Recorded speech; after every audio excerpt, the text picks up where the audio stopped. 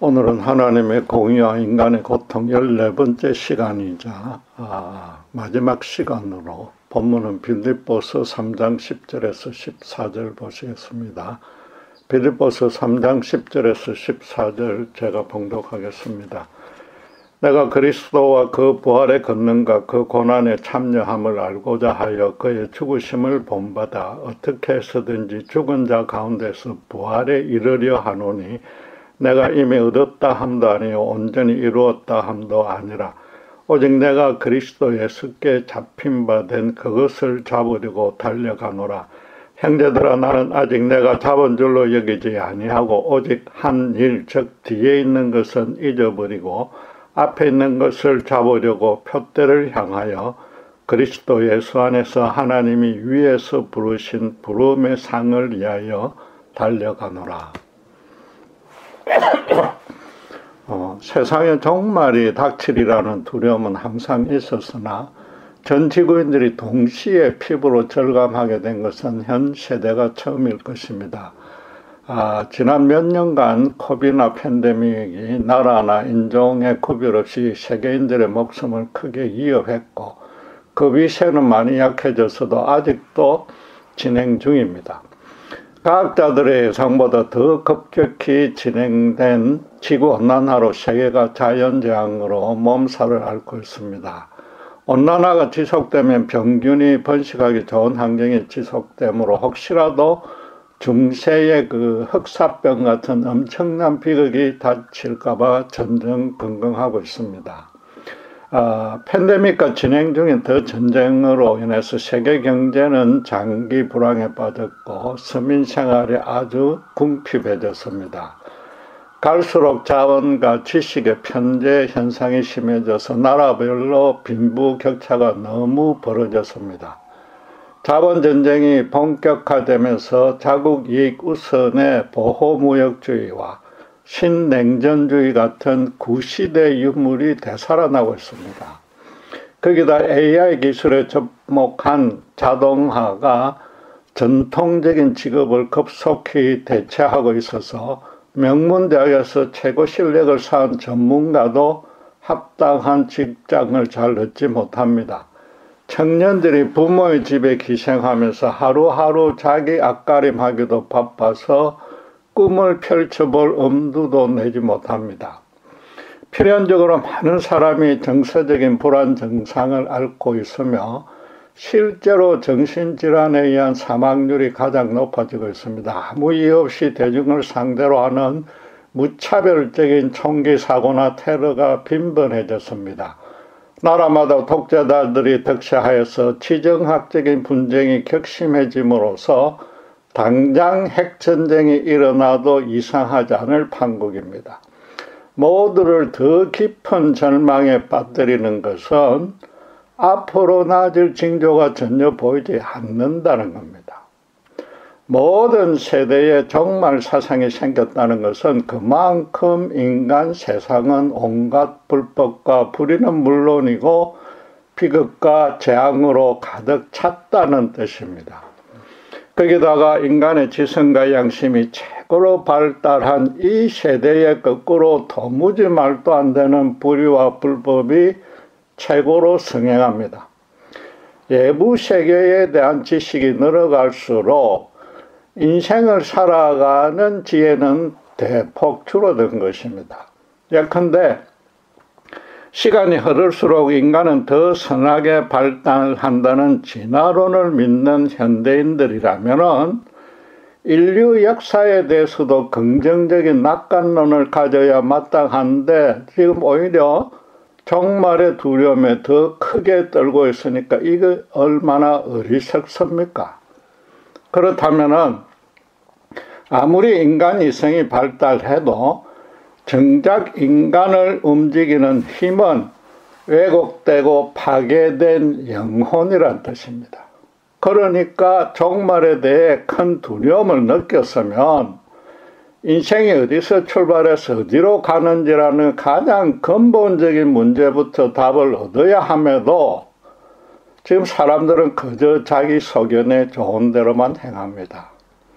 인생사를 통치하는 의로운 절대자가 있다면은 세상이 이 꼴이 되도록 방치할 리가 없으므로 하나님은 없다고 아예 단정 지어버립니다.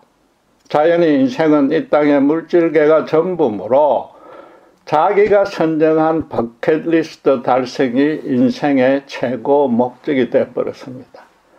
다른 한편으로는 격심한 경쟁에 지친 데다가 아무 소망이 보이지 않으니까 청년 자살률이 사상 최대가 되어버렸습니다. 예수님은 종말의 징조에 대한 제자들의 질문에 이렇게 대답했습니다. 마태복음 24장 7절 8절에 민족이 민족을, 나라가 나라를 대적하여 일어나겠고 곳곳에 기근과 지진이 있으리니 이 모든 것은 재난의 시작이니라 그랬습니다. 오늘날 우리가 겪고 있는 이런 재앙들은 재난의 시작일 뿐이라고 합니다. 대신에 이어지는 9절에서 12절에 보시면 주님은 사람들끼리 서로 미워하고 불법이 성하여서 사랑이 식어버리는 현상을 더 경계해야 된다고 가르쳤습니다. 특별히 신자는 반드시 핍박받게 된다고 강조했습니다. 지금 주님이 열거했던 그런 재앙들이 일어나고 있고 또 이 시대만큼 인간사에서 참 사랑이 실종된 적도 없습니다. 선진국일수록 종교 중에 유독 기독교에 대한 반감이 늘어나고 교묘한 핍박이 다양하게 이루어지고 있습니다.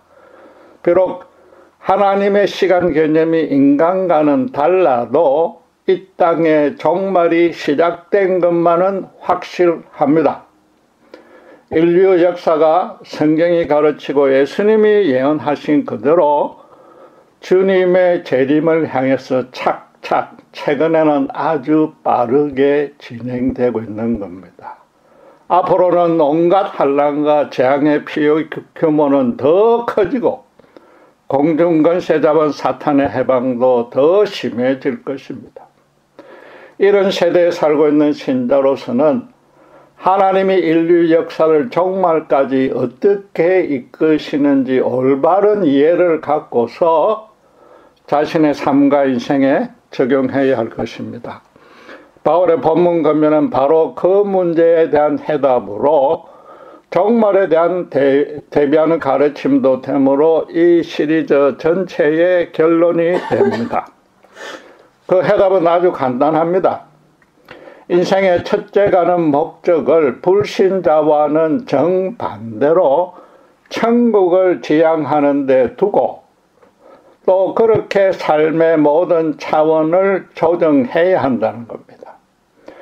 예수 그리스도의 십자가 은혜 안에 이미 들어온 신자는 자기 인생의 종착지가 육신의 죽음이 아니라 천국의 아름다운 장막에서 영원히 거주한다는 사실을 확신합니다.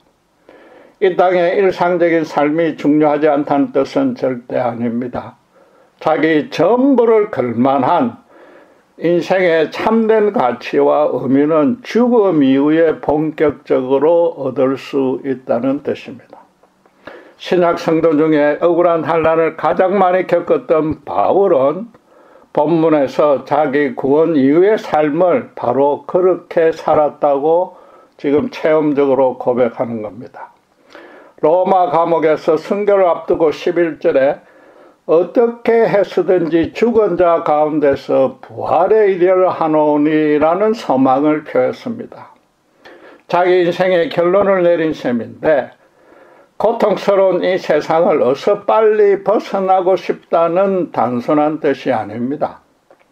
천국이 아니라 부활이라는 용어를 사용했는데 그것도 자기는 아직 죽지도 않았는데 죽은 자 가운데서 부활하기를 소망했습니다. 거기다 바로 앞에서 10절에는 그 부활의 권능과 그 고난에 참여함을 알고자 하여 그의 죽으심을 본받아라고 3번이나 그라는 대명사를 사용해서 예수님을 지칭했습니다. 살아서나 죽어서나 똑같이는 될 수 없어도 최대한도로 어떻게 해서든 예수님만 닮고 싶다는 겁니다. 그러니까 부활의 권능뿐 아니라 그 고난에 참여하기를 위해서 죽음도 주님하고 담겠다고 말한 겁니다. 단순히 부활만 소망하는 우리와는 차원이 완전히 다른데 고난을 통해서 부활의 권능을 얻고 싶다는 것입니다.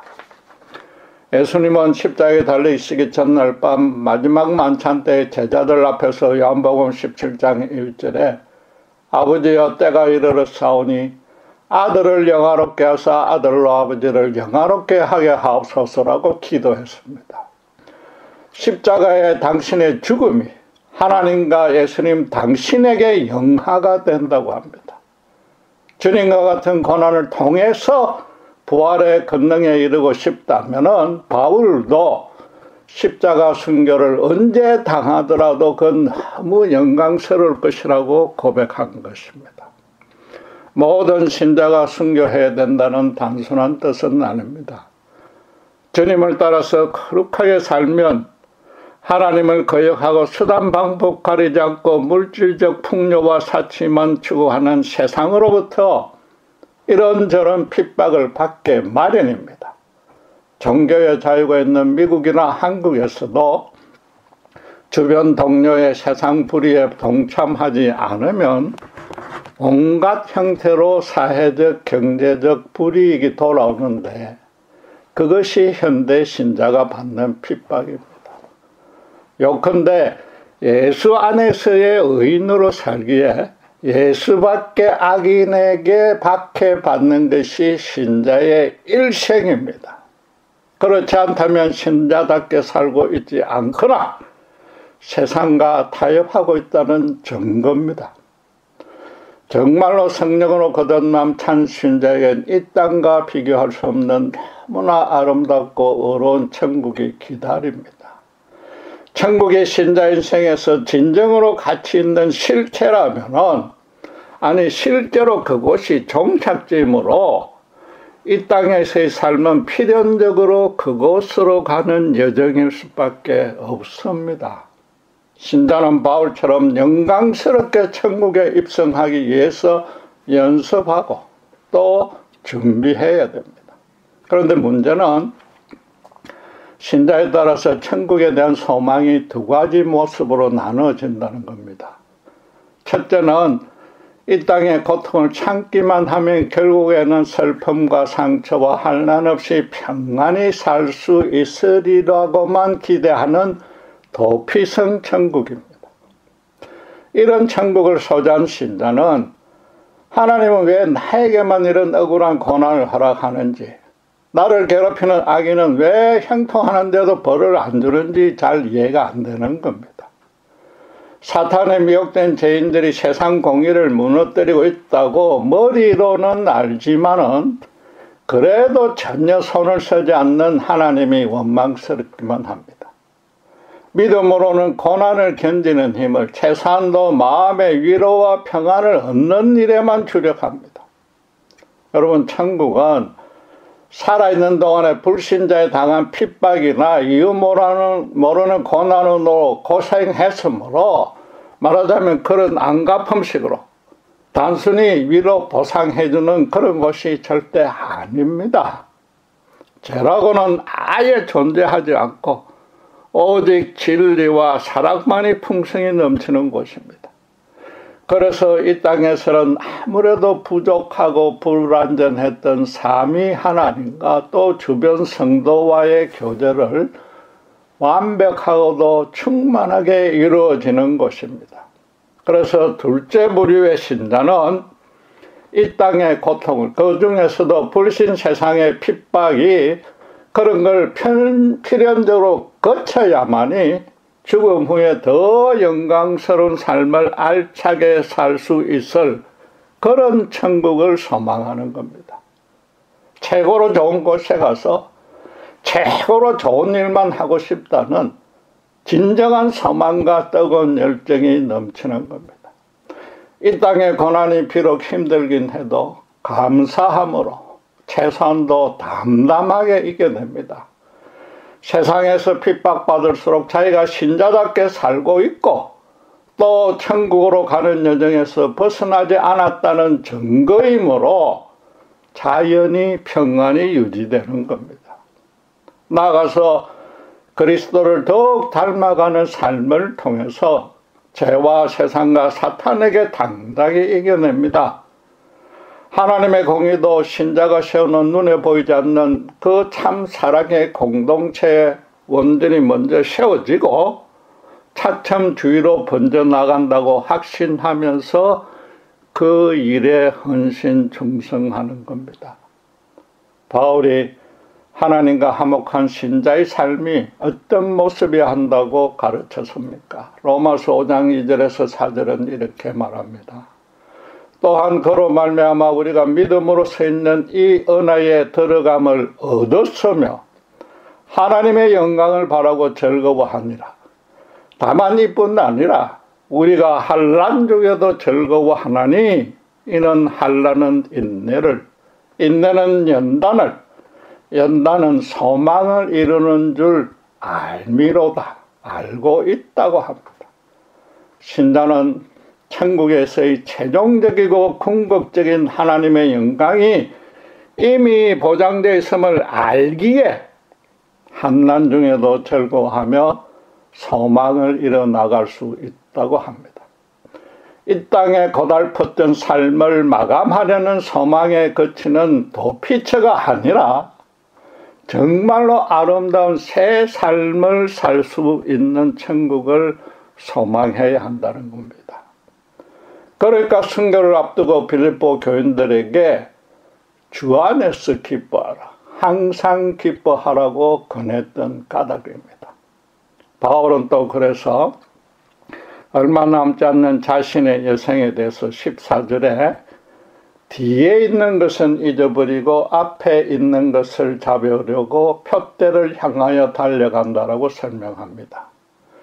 역사상 최고의 해외 선교사요, 교회 개척자요, 기독교의 발판을 그가 다 마련했다고 해도 과언이 아닌데도 지난 업적은 전혀 자랑하지 않고 오히려 전부 잊어버리겠다고 합니다.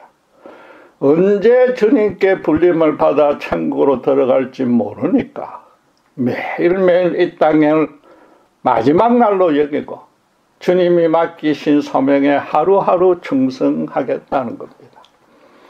예수님은 마태복음 24장 14절에 이 천국 복음이 모든 민족에게 증언되기 위하여 온 세상에 전파되리니 그제야 끝이 오리라고 종말의 시기에 대해서 일말의 힌트를 주셨습니다. 한 명이라도 더 십자가 복음으로 변화시켜서 당신의 나라를 조금이라도 더 커지게 하려는 뜻입니다. 바울은 예수님이 다스리는 나라를 이 땅에 열심히 건설하고 있는 그런 모습으로 그런 장소에서 다시 오시는 주님을 만나고 싶다는 겁니다. 바울이 앞에 있는 천국 표대를 향해서 걸어가는 그 걸음만큼 이 땅의 복음이 더 진전되는 것입니다. 그런데 그 두 가지 천국 외에도 조금 어폐가 있지만 이 천국도 완성될 때를 기다리고 있습니다. 본문에서 바울이 죽은 자 가운데서 부활의 권능에 참여하고 싶다고 말한 그 진짜 뜻입니다. 예수님이 요한에게 당신의 재림으로 완성될 마지막 천국을 환상으로 보여주셨습니다. 계시록 21장 1절 2절은 이렇게 말합니다. 또 내가 새 하늘과 새 땅을 보니 처음 하늘과 처음 땅이 없어졌고 바다도 다시 있지 않더라. 또 내가 보매 거룩한 성 새 예루살렘이 하나님께로부터 하늘에서 내려오니 그 준비한 것이 신부가 남편을 위하여 단정한 것 같더라. 아담의 원죄로 하나님과 함께 저주받은 모든 피조세계가 창조 때에 그 아름답고 완전한 모습으로 회복될 것입니다.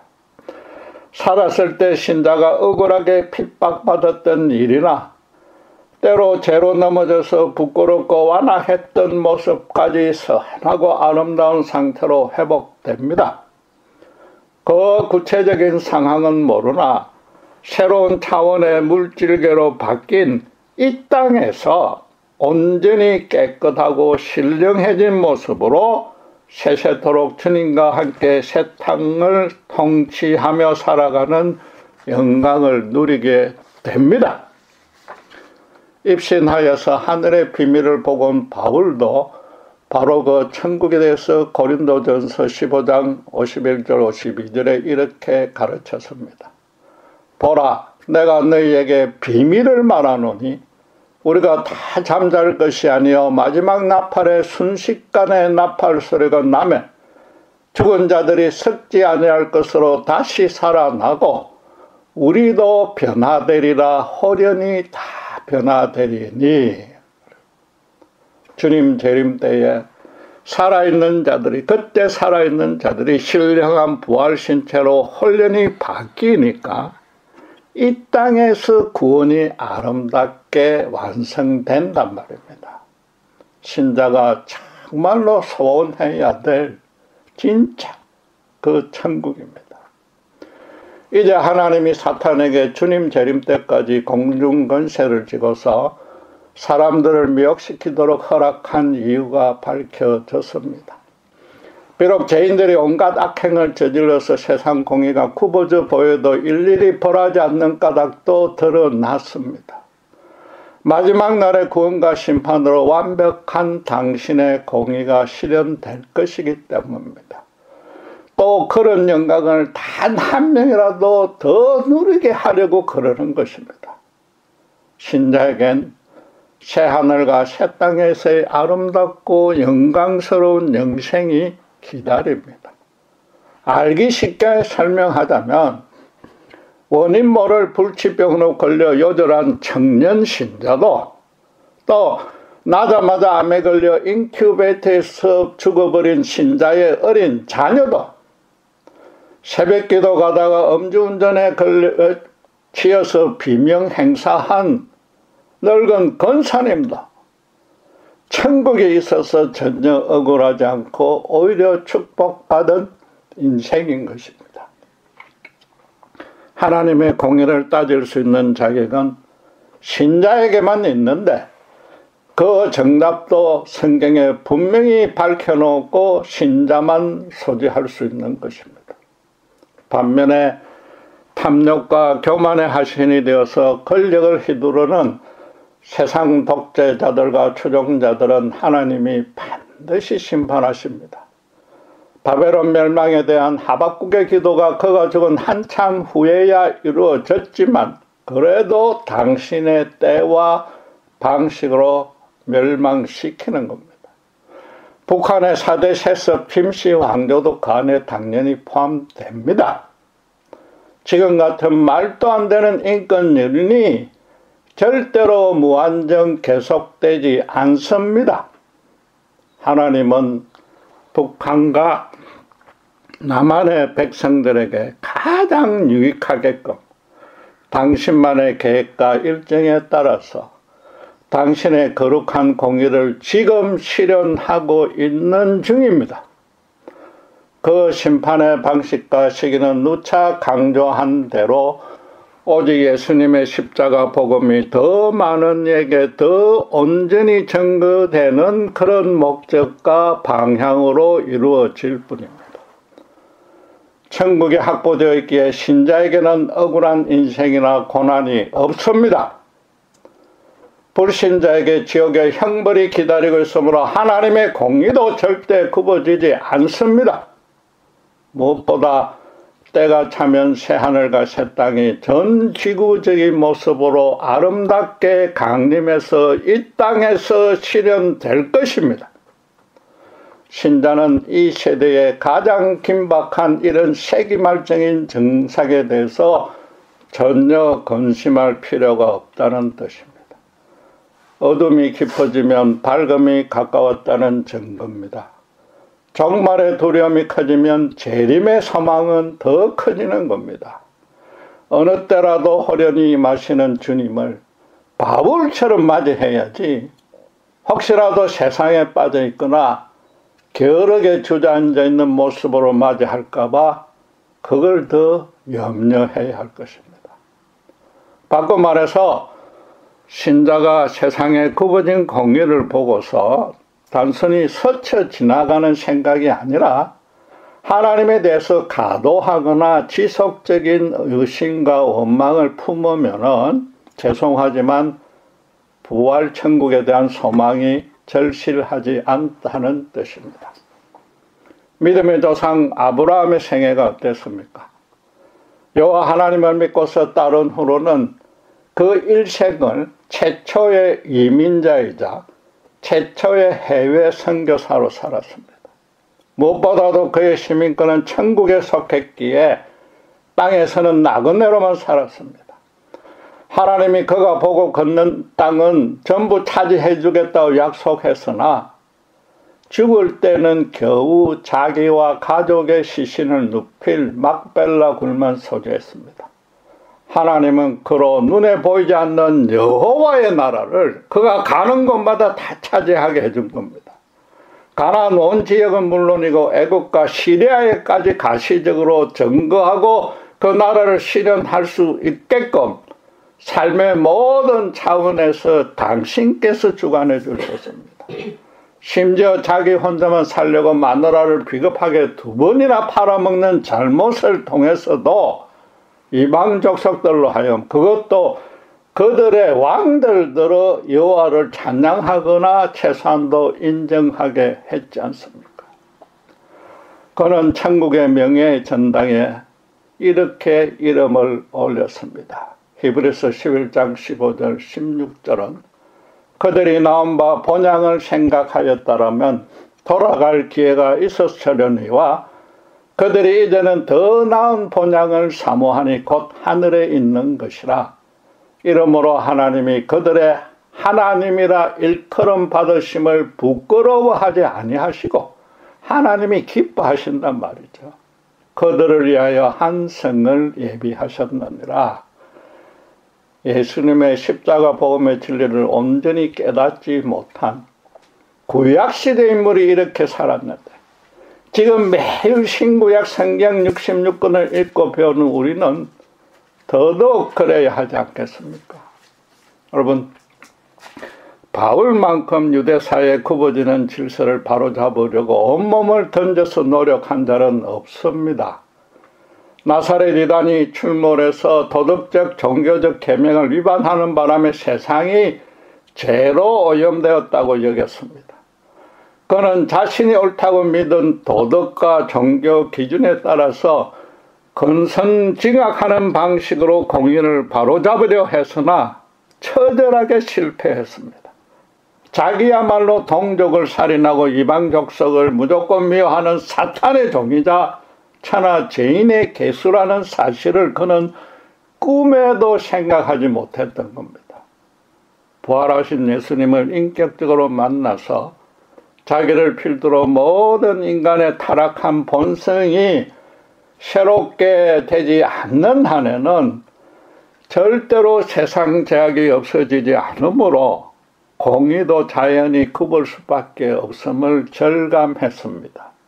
따라서 그도 공의를 바로잡는 근본적인 대책이 복음으로 인간을 먼저 바꾸는 길임을 깨닫고서 부활의 영광을 간절히 소망하며 마지막까지 목숨을 바쳐 복음을 전하기로 한 겁니다. 교회 역사를 살펴보면 예수 만나기 전에 사울처럼 도덕과 종교로 근선징악하게 나섰다가 처절하게 실패한 적이 더 많습니다. 대표적으로 십자가 운정인데 처음 출발한 의도는 좋았으나 곧바로 재물과 영토 다툼으로 추악하게 변질됐습니다. 그 결과 지금 중동 지역의 기독교에 대한 반감과 증오가 너무나도 크게 대도로 키워버렸습니다. 반면에 예수님을 만난 후에 바울의 본문 고백처럼 신자들이 천국의 표대를 향해 걸어갔던 예도 많습니다. 대표적으로 중세시대에 흑사병이 유행해서 이번 팬데믹과 비교가 안 될 정도로 죽음의 어둠이 유럽 전역을 덮었던 적이 있습니다. 그때 신자들이 자기가 사는 곳을 떠나지 않거나 또는 오염지역으로 일부러 들어가서 자기 생명을 아끼지 않고 병자들을 돌봤는데, 그럼으로써 기독교는 그때 크게 번성했습니다. 현재 벌어지는 하마스와 이스라엘의 전쟁에서도 신자는 구약에서 하나님께 쓰임받았다는 이유만으로 이스라엘 편을 들어서도 안 되고, 나아가서 단순히 중립적 위치만 지켜서도 안 됩니다. 이스라엘 내에서는 현지인 신자들, 그 메시아닉 주들의 핍박에 동참하며 함께 정통 유대교 신자들에게 복음을 전해야 됩니다. 마찬가지로 큰 공경에 처한 가자 지구의 팔레스타인 주민들을 도우면서 복음을 전해야 됩니다. 심지어 하마스 테러단에게도 그래야 하고, 그러다가 이스라엘의 폭격에 희생될 것도 각오해야 합니다. 북한의 김씨 왕조로 아직도 심판하지 않는 하나님의 구체적인 뜻은 알 수 없지만은 감히 추측해보면 한 가지는 분명합니다. 일론 머스크도 언급했듯이 야간에 한반도를 위성으로 촬영한 사진을 보면 북한은 완전히 새카만 암흑 세상입니다. 하나님 당신의 가장 큰 대적인 공산주의가 가장 악랄하게 권력을 행사한 결과임을, 그런 결과를 온 세상 사람들에게 가시적으로 똑똑하게 보라고 그 증거로 보여준 것이단 말입니다. 반면에 남한은 너무나 밝습니다. 하나님을 잘 믿어서 물질적 축복을 받았다는 그런 단순한 뜻이 아닙니다. 한국만 아니라 세계 거의 모든 나라가 북한만 빼고 사실은 정도만 다를 뿐 다 훤하게 밝습니다. 지금 하나님은 오히려 틀림없이 남한에 대해서도 크게 염려하며 안타까워 하실 것입니다. 흔히들 하나님의 인류 구속사에서 한국은 구약 이스라엘과 복음과는 복음 전파 사역에 큰 역할을 맡았다고 말하고, 실제로 제2의 선교대국으로 활동하고 있습니다. 열심히 선교입니다. 이스라엘이 주변 강국에 둘러싸이고 또 남북 왕국으로 분반되었던 그런 유사한 측면들도 많습니다.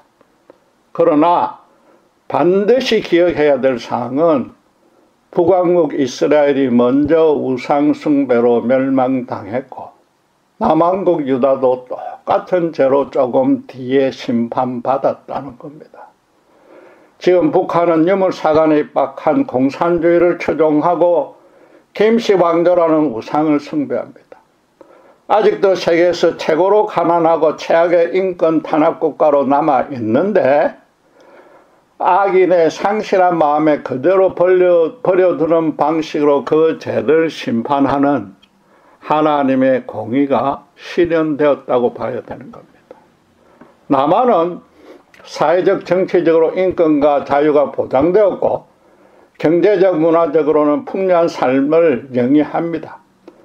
그러나 영적인 맥락을 큰 틀에서 엄밀히 살피면은 물질 만능주의라는 북한과 똑같은 우상을 많은 신자들이 포함해서 거의 모두가 숭배하고 있습니다. 남한교회와 신자들이 북한 해방을 위해서 열심히 기도하고 무슬림의 선교에도 최선을 다하는 것은 아주 선하며 하나님 기뻐하시며 반드시 그래야만 합니다. 그러나 그보다 더 시급한 일은 남한에 만연한 이 만몬 우상부터 철저히 제거하는 것입니다. 아이들이 중학교에만 들어가면 신자 부모가 나서서 교회 출석을 막는 이런 현상을 하나님이 하늘에서 어떻게 보시겠습니까? 남한에게 정말로 이스라엘 같은 제사장 나라 역할을 맡겼다면은 한국교회와 신자가 기복신앙을 철저히 회개하고 십자가의 절대 진리로 돌아가지 않으면 더더욱 모른 척 넘어가실 리는 없을 것입니다. 현재 진행되고 있는 의사 파업 사태를 보면 그런 걱정이 더 늘어납니다. 정치적으로 진보 보수 한편을 들 생각은 전혀 없고 의료 현황의 구체적인 사정도 저는 알지 못합니다. 분명히 의사들만의 힘들고 억울한 사정이 있고 또 환자들을 예면하고 싶은 마음도 없을 것입니다. 그런데 파업하는 의사 중에 크리스찬도 반드시 있을 것입니다. 안식일에도 생명을 살려야만 하는 것이 예수님의 제자입니다.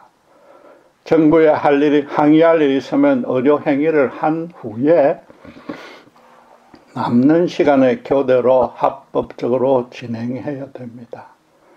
그러다가 의사협회에서 왕따가 되어서 또 그래서 본인은 힘들어도 주님은 크게 기뻐하실 것이며 충성된 종이라고 인정해 주실 것입니다. 하나님의 공의는 오직 십자가 복음으로만, 그것도 신자가 주님의 고난에 동참할 때 하나님이 세우십니다. 성경은 물론이고 세상 역사가 증명해 주듯이 인간들 스스로 도덕과 종교로 근선징악해서는 더 나빠질 뿐입니다. 이 시리즈를 시작할 때 욥의 마지막 고백부터 살펴봤는데 마감하는 지금도 그 고백이 저의 고백이 되어야 할 것 같습니다. 하나님의 공의라는 너무나 거룩하고 강대한 주제를 성경의 욥기도 제대로 결론 내리지 않았습니다. 혹시라도 그동안 제 무지한 말로 하나님의 강대한 이치를 가리고 스스로 깨달을 수 없는 말을 했을까 두렵습니다. 그럼에도 분명하게 하나는 말할 수 있습니다. 마지막 날에 새하늘과 새 땅이 이 땅으로 강림하기에 신자에게만은 절대로 억울한 죽음이 없고 세상의 공의도 절대로 굽은 것이 아니라는 겁니다. 그렇게 된 근거는 예수님이 십자가에서 우리 모든 죄값을 대신 치러준 은혜 그것 하나 때문입니다. 주님만이 창조의 시작이요 역사의 끝입니다. 이 세대를 바라보는 불신자는 절망과 죽음에는 발견할 수 없겠지만 신자는 그 흑암과 대조되는 영광의 강체로 예수님의 십자가에서 참 소망을 발견할 수 있는 것입니다. 결국 종말에 관한 이 세대의 세상의 공포가 커질수록 그들에게 소망의 빛을 비춰야 할 책임은 하나님이 신자에게 맡겨준 것입니다. 하나님이 인간사의 공의가 이렇게까지 무너지도록 방치하지 않는다는 정말 그 십자가의 진리를 알게 해줘야 됩니다. 종말에 관한 그들의 공포를 희망으로 바꿔줘서 또 그들이 믿든 안 믿든 하나님의 구분 공의에 대한 의심도 최선을 다해서 해소시켜 줘야 되는 겁니다.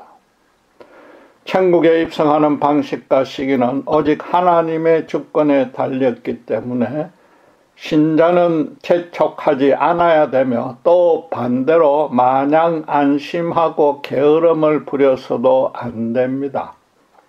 지금 있는 바로 그 자리에서 자기 삶을 통해서 어떤 방식으로든 그리스도의 향기가 주위에 번져 나가게 해야 됩니다.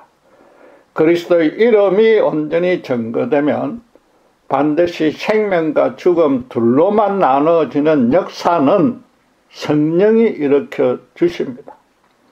신자는 이 땅에서부터 예수 안에서 사는 삶이 최고로 기뻐야 하고 사탄에 미혹된 영혼을 보는 것이 가장 슬퍼지는 자여야 하는 겁니다. 그런 순전한 마음으로 살아가면 때로 신자도 연약한 본성의 진토 같은 체질이라서 넘어지고 죄를 짓겠지만 하나님이 합력하여 선으로 바꿔주십니다. 바울이 선교 열정으로 바나바와 다투고 헤어져서나 복음이 오히려 뒤에 더 크게 번져나가고 나중에 바나바와도 더 친해졌습니다. 그러니까 지금 뒤에 일은 신경 쓸 필요 없이 잊어버렸고 앞으로만 바라보고 걸어간다고 말하는 겁니다. 이 시리즈의 결론도 그래서 매일 한 걸음씩 천국 표대로 향해 걸어감으로써 그만큼, 그 걸음만큼 예수님의 나라를 확대하는 신자는 자기 고난이, 그렇게 해서 받는 자기 고난이 전혀 억울하지 않고 오히려 하나님의 공의 실현에 자기가 쓰임받고 있음을 알기에 오히려 기뻐할 수 있다는 것입니다. 기도하겠습니다. 완벽한 공의를 실현하고 자비의 끝이 없으신 하나님을 찬양합니다. 무지한 종이 감히 하나님의 강대하시고 거룩한 공의에 대해서 풀어서 설명했습니다. 너무나 부족하고 부족한 가운데도 하나님의 뜻에 합당한 내용이 있다면 성령의 역사여서 그동안 하나님을 의심하고 원망하는 신자와 또 이 말씀을 듣는 불신자에게 은혜와 진리의 말씀으로 받아들일 수 있도록 역사해 주시옵소서.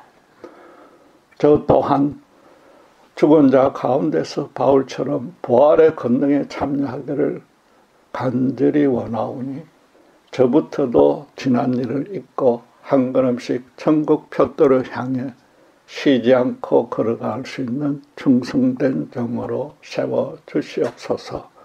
감사합니다. 우리 주 예수 그리스도 이름으로 기도드렸습니다.